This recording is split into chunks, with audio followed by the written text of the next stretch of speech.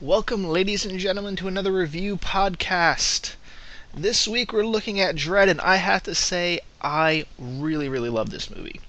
Um, I know I say a lot of times I like a movie when I go see it because I tend to go see movies I think I'm going to like, but this one I really enjoyed. I heard it was going to be good, so I kind of already had a little bit of elevated expectations, which is normally a bad thing going into a movie, but this met those elevated expectations and exceeded them to the point where I really, really enjoyed this movie. It's a really good action movie. It's solid. The characters act the way they should, and they act intelligently. There isn't any glaring plot holes. The script is pretty solid. There's really nothing to say bad about this movie. I mean, I'm sure if I were to go and nitpick certain things, there would be. But when you have a movie that's good, that's what a good movie does. It suspends your disbelief so you don't nitpick it. It's when you break that suspension of disbelief, that's when you get to people really start nitpicking every little nook and cranny out of something. And that's why suspension of disbelief is important, ladies and gentlemen. But let's get into the actual film. For those of you unfamiliar, this is of course based on the 2000 AD ongoing series Judge Dredd, a comic series. The character, of course, was most famously poorly turned into a, how should I put it, really the stereotypical 90s action movie. If I had to pick an action movie from the 90s that epitomized what 90s action movies would be, it would be that. It would be the original Judge Dredd from 94. Was it 96? It really does kind of show everything of how Hollywood kind of started descending into lowest common denominator storytelling, and much to the detriment of whatever film they were making.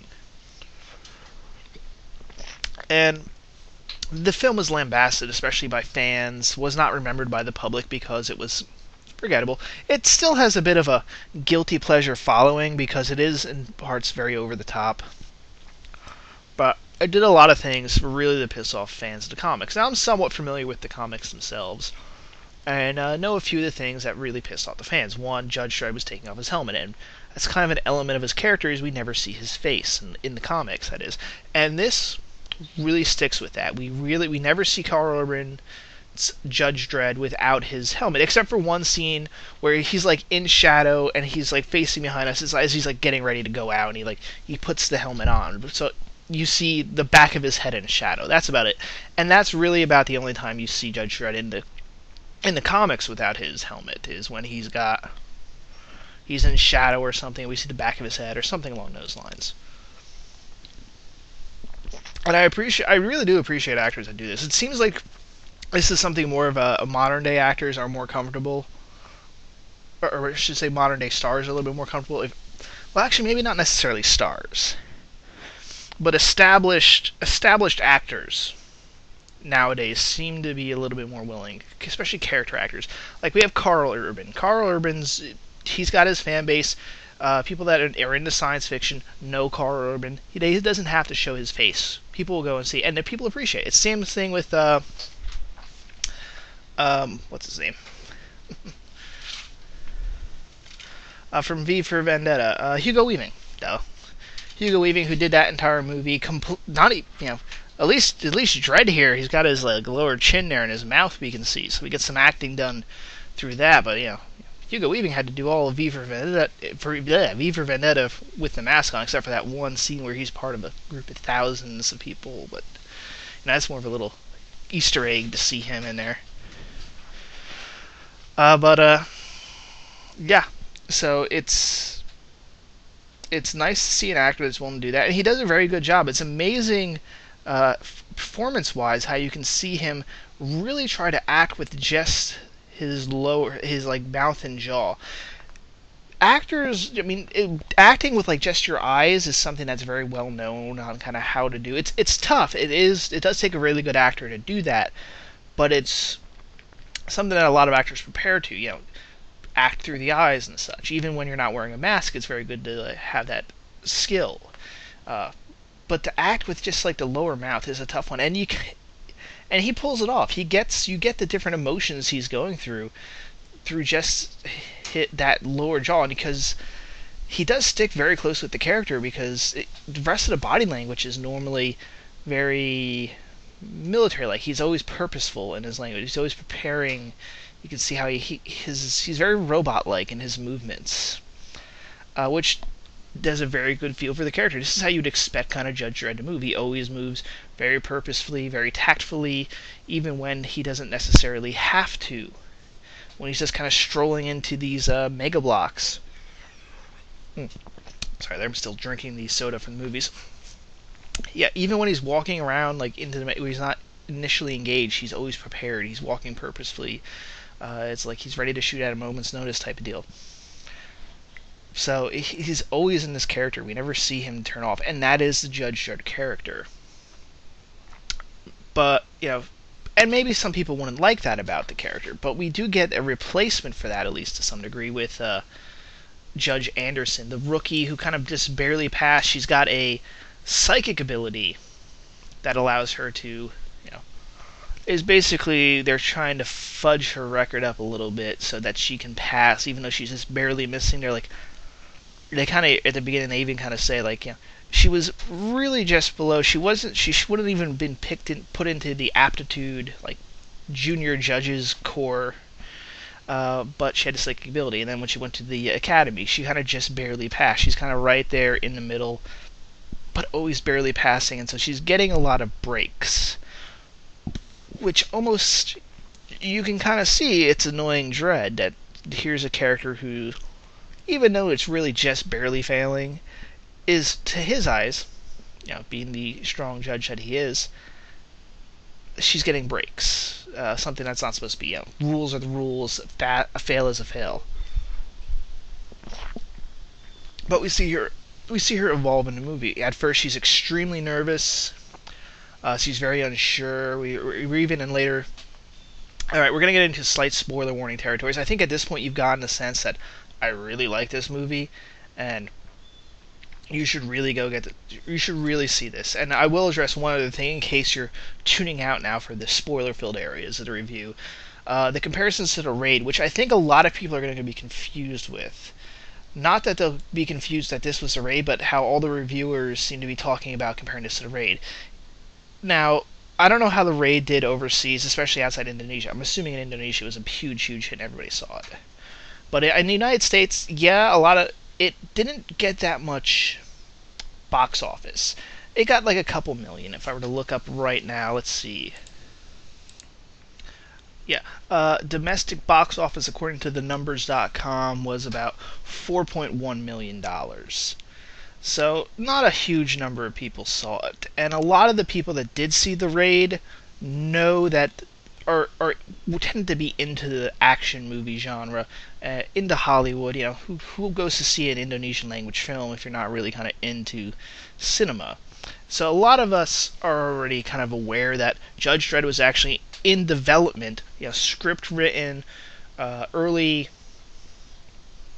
How should I put it? Early concept art. It might have even started filming. I think they actually started filming about the same time, which means for a movie like Dredd meant probably their sets and everything else were already constructed long before then. So if anything, the Raid kind of, I'm not even sure if they did, ripped off Dredd in the setting and some of the basic elements of the plot. The two buildings are extremely similar looking, except one's a lot bigger and more high-tech. But I think a lot of people that saw the Raid are kind of aware that Dredd really isn't ripping it off. It's, if anything, the Raid ripped the Dredd movie off. So, if you're confused, it's, look it up. It's actually a really, really good action movie, especially martial arts movie. Some of the most brutal fights I've seen in a while. If you want to take a look at my review of that. But I digress. Back to Dredd and back to Anderson. Played by Olivia Thirlby, by the way. Or Thirlby. I think that's how you pronounce. Everyone knows I'm bad with names. Her character, as I said, she starts off very, very nervous. She's shaking. She's very unsure about how she's supposed to judge people. And they also put in not really dumb mistakes, but mistakes that you believe a rookie would make. So at one scene, Dredd's what's the charges? And she kind of reads off the charges that to Dredd, and he's like, not to me, to command. It was a kind of bit of a funny line, but it was a believable rookie mistake. Oh, I'm telling him like he's an instructor when he really is meant to be to call into central office to say, hey, we got somebody we're bringing in for charges. So that works really well. As I said, it's written so the characters and nobody acts stupid. The bad guys don't act that stupidly. You see they set up really good plans. How they kind of lock down. And unlike, I think, a little bit like Dredd, well, I think for this setting, when you see how much control the Justice Department has over this entire city, why you believe that they hadn't broken into this place yet.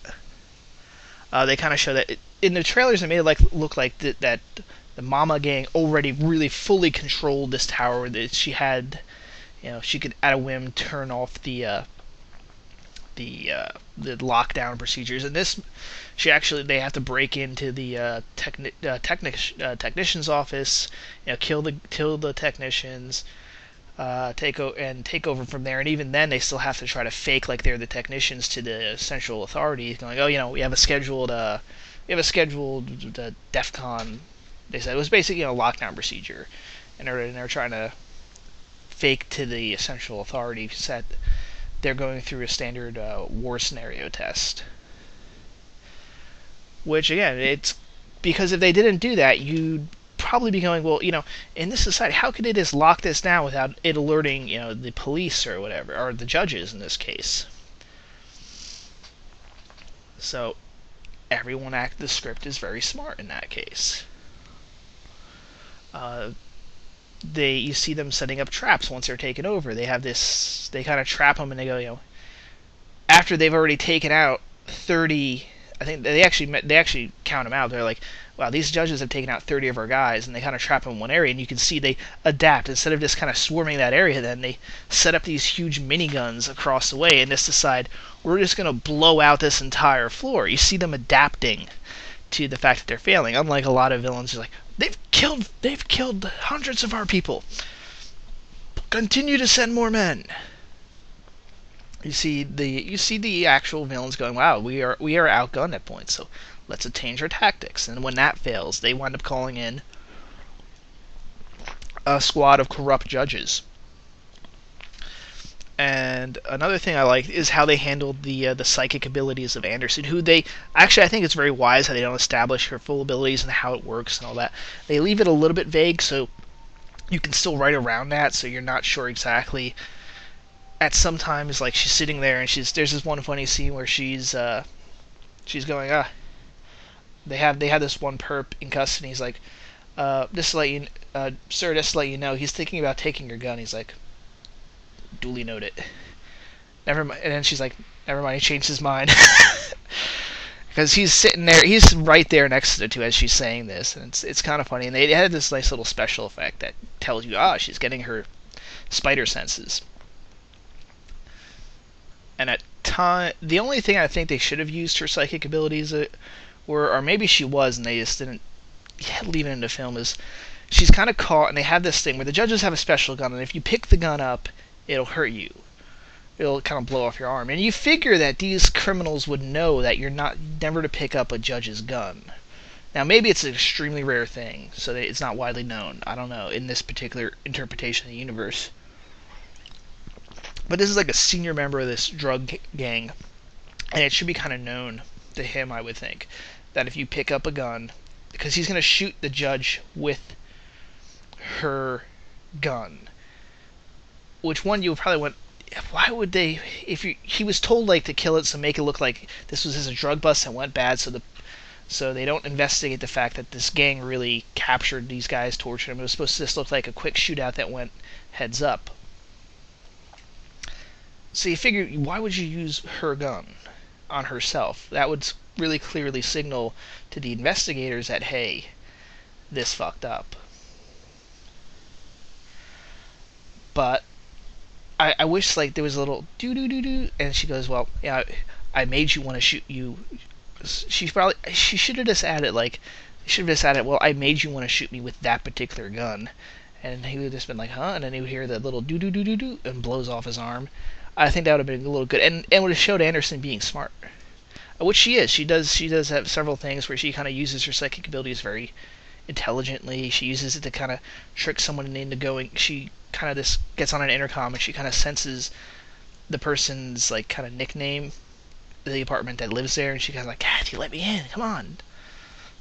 And they let him in. So it's intelligent use of characters' abilities, but at the same time not going into super details about everything she can do. You can see it sometimes takes concentration. So it is one of those where it looks like sometimes she has psychic powers, sometimes she doesn't. Sometimes she doesn't. Like she kind of gets jumped at one point,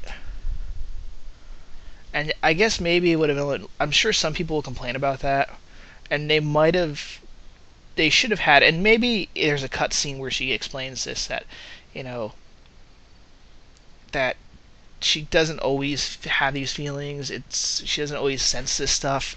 If she's concentrating on something, yeah, she can pull it out, but the passive perception is very spotty. Sometimes she'll get to stuff, and sometimes not. Which, okay, yes, that is plot contrivance, plot ease. But at the same time, if you establish, you can kind of get the ideal that she isn't constantly receiving all this stuff. Her psychic images. Ooh. And I guess finally rounding out the main cast is we've got our main villain, played by Lena Headey, Mama. We get very intelligent gang leader, I guess we should say, who doesn't act smart. There's a reason. She kind of, when they get word that, oh, the judges came in and they busted the drug den, she's like, well, we're overdue for a raid anyway. Very smart, running this as a business. She's not like some of those villains. How dare these judges violate our territory? She knows she's a criminal. She knows this stuff's gonna happen. She said it. We're overdue. And the only reason she goes is because she sees that they're taking one particular person into custody who knows that she's producing this drug, that she's the main producer of this drug for the city. So she knows if he gets to the main judge's police center and is interrogated, he's eventually going to crack, because this is not like modern police. They can modern police in most first world countries, they can torture the hell out of you. And this guy will crack and say, hey, this is where all the slow-mo is being produced. So they'll, of course, be back for her in massive force.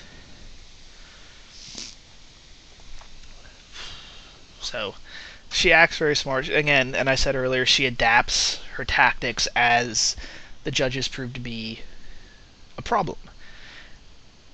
They also don't forget there's still innocent civilians. Like, even when she sets up the machine guns or the miniguns, like, everyone they're still, like, when they're shooting this place up, it shows you that they're getting hit. All these innocent civilians hiding in their apartments are getting shot. She does the kind of announcement at the beginning to say, if you're not part of the gang, get out of the corridors or you're going to be killed. Which is a nice excuse for not having thousands of extras on set all the time.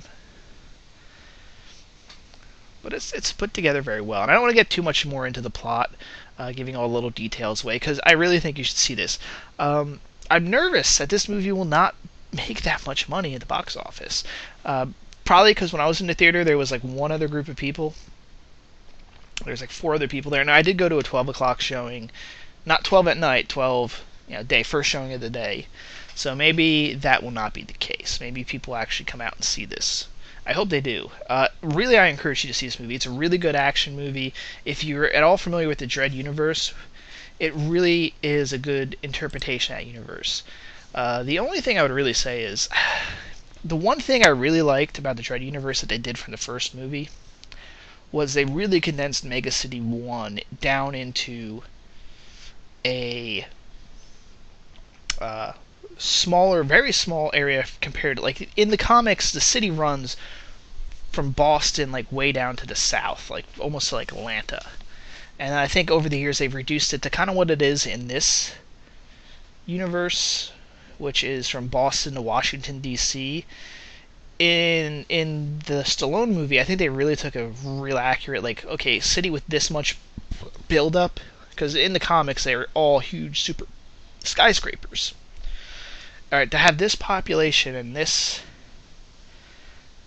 with this type of buildings, which you would have an incredibly high density because you're built so tall up, they had the city contained only to like New York, stretching across Jersey to greater Philadelphia area, a little bit up into Connecticut. It really, the classic tri-state area, which worked really well, I think. It's still a very large area. That's hundreds, if not a couple thousand square miles. So I think that worked. And I think if they were to do anything, they should have made it more like the city was this size. Like 800 million crammed in. It seems like there must be this huge areas of the city that are like nothing. Though, to its credit, they've also changed. And there's actually, before I end this, I'm going to talk a little bit about how they kind of reinterpreted Dredd, and I think that's in a good way. They took a fresh, modern set of, here's the basic outline of Dredd, universe-wise. How do we change this a little bit for modern settings? Because Dredd is really a reflection of thoughts of the future from when it was first written, which is in the late 70s. So these really high skyscraper-type mega buildings and everything, and even the uniforms were very much interpreted by how people in the 70s thought the future would kind of be like. And there is room for improvement and modifying that, especially now since that we're in a bit of the future now.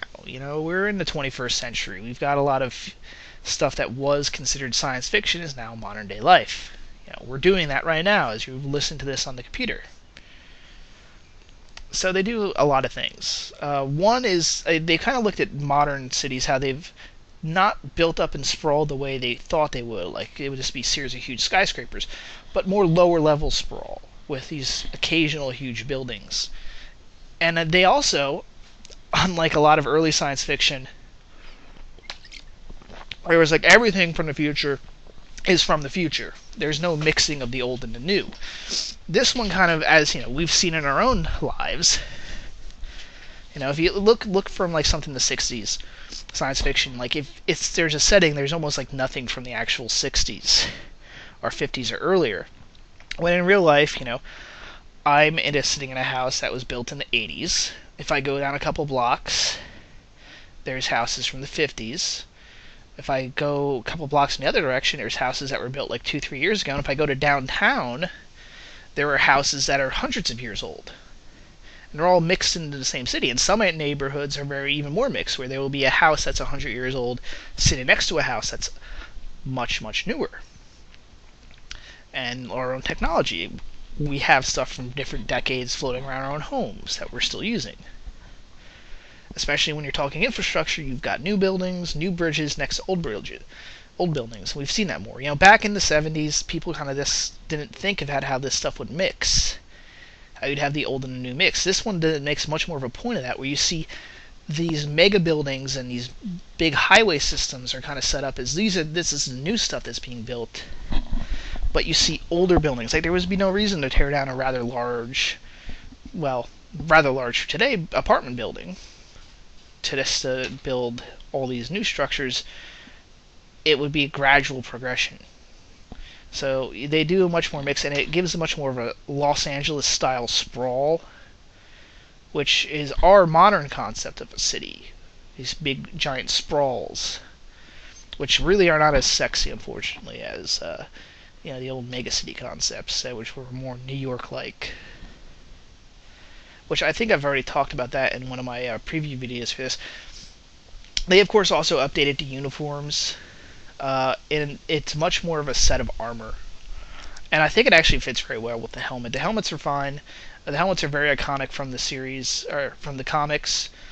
The color scheme, the one problem with the comics is they have a really weird color scheme where it's a very blue and red and gold, yes, but then they have the gloves and the boots are this weird like neon green, and it's just very offsetting from the rest. It's not very aesthetically. It's not a good design. I know there's some people will be blasphemy, but if you look at it, every time somebody gets a chance at redoing it, that's like the one thing that they will always change, is getting rid of that lime green boots and gloves. I think some of the video games, they changed the green to it's more of a gold green, so It blends in better with the uniforms. Of course, the Stallone movie actually had a really good uniform look to it, but it didn't look practical, which was the downside. And cod pieces. This is a very practical uniform. This actually fits better with the Dredd setting. It's got some flair on it. It's got some pauldrons on the shoulders. A little bit gold plated, but not like bright gold. It looks more of a practical uniform. And in fact, if you look into the comics, when they have like the flashback comics, when they got to see when the judges were first made, because it was later and they had more modern concepts of like SWAT teams and such, they started making the judges more armored. It's a good look. I know it's probably because at this point the suit, the judge's uniform is so iconic of the characters, you can't really change it. It'd be like too much like, oh, why would you do that? But for the films, I really like the outfit, the settings. They're still driving around with cars and such. There wasn't a whole lot of air traffic, but they were still using drones and stuff. And they try to make a futuristic look to the cars. But I guess, we're still using cars now. Again, now it's the 70s. Hey, this assumed that we'd be having flying cars in the future. Today, I guess we've kind of given up on that. It's like, probably not going to have flying cars. Too much regs and annoyances of having drunks driving or flying around now. At least when on the roads, they can really only drive on the roads. Although it would have been nice to see maybe some sort of drop ship or something. Some sort of I think they called them H-wagons in the comics. Some sort of interpretation of that, which would probably have just been with this setting probably like an Osprey that instead of having the tilt rotors, they had a tilt jets or something on there. Would have been nice for the setting. I think I've gone on enough about this. Like I said, it's a really good action movie. I'm certainly going to pick this up. This looks like to be one of those action movies that you can probably just pop in anytime you feel like just to watch some action, but it's also a really good movie. It's a really good Dredd movie. I think it's going to be really one of those remakes that people go, thank God they did this remake because they did such a better job. But I'm worried that it's not going to be a box office success. Because they did say if this makes enough money at the box office, everybody involved wants to do more. So see this movie, get this encouraged, get this its money for it to see more, for us to get more of these. I want this full trilogy from this group because these guys made a really damn good action movie and a really damn good Dredd movie. So go out, see this movie. If you're watching this at a later point, go out and buy it on DVD. It is so worth it. That is it for now. I'm not sure what the next movie I'm going to be seeing is. It might be Argo. That looks like a very interesting film. It seems like it's up my alley. But who knows? We'll find out. Signing off for now, guys. Hasta luego.